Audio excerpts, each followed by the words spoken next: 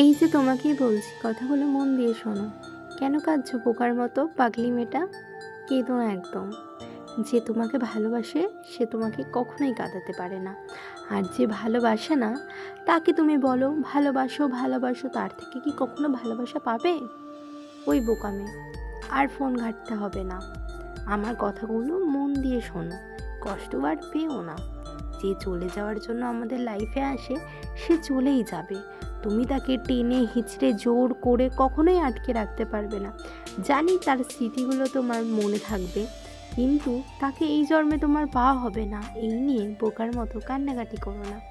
মনকে বোঝাও যে সে তোমার জন্য ছিল না।